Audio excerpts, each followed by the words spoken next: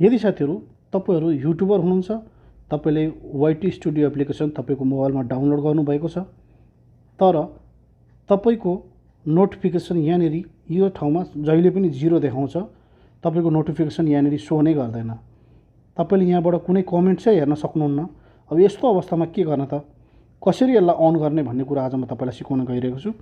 त्यसको लागि सिम्पली तपाईले यो आफ्नो लोगोमा क्लिक गर्नुपर्ने हुन्छ। यस लोगोमा क्लिक गरिदिनुस्। त्यसपछि यहाँ देख्न सक्नुहुन्छ सेटिङको अप्सन, यसमा क्लिक गर्नुस्। अब तपाईले यहाँ देख्न सक्नुहुन्छ यो नोटिफिकेसन कमेन्ट नोटिफिकेसन भनेछ यानी ननमा छ। तपाईले यसलाई अल अथवा इम्पोर्टेन्टमा सेलेक्ट गर्नुपर्ने हुन्छ। त्यसको लागि तपाईले यहाँनेरि क्लिक गरिदिनुस्। अब देख्न सक्नुहुन्छ अहिले यहाँनेरि अल पनि अफ छ, यहाँनेरि अलमा पनि छैन, इम्पोर्टेन्टमा पनि छैन।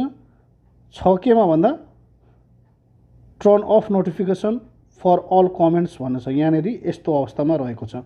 अब तपाईले सिम्पली तपाईले यहाँनेरि सेलेक्ट गरिदिनु पर्ने हुन्छ अल नोटिफिकेसनमा get all notification for each comments भनेको छ। यसमा क्लिक गरिदिनुस्। यहाँबाट ब्याक जानुस्।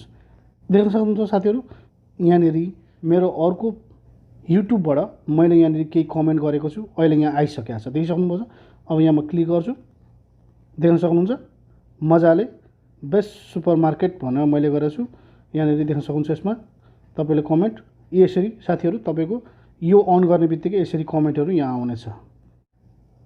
देख्नुभयो त साथीहरु, सजिलो तरिकाले तपाईले आफ्नो वाइटी स्टुडियोको नोटिफिकेसन अन गर्न सिक्नुभयो। साथीहरु म यस्तै टिप्स एन्ड ट्रिक्स युट्युब सम्बन्धी भिडियोहरु तपाईहरुको सामुन्ने रेगुलर ल्याउने गरेको छु। यदि साथीहरु भिडियो मन परे भिडियोलाई एक लाइक गरिदिनुस्। तपाईहरु पहिलो पटक यो च्यानलमा भिजिट गर्नुहुन्छ भने च्यानललाई सब्स्क्राइब गरिदिनुस् र छेउमा रहेको घण्टीको क्षेत्रलाई अल नोटिफिकेसन सेट गरिदिनुस्। हस् साथीहरु, आजको भिडियोबाट बिदा हुन चाहन्छु। नमस्कार।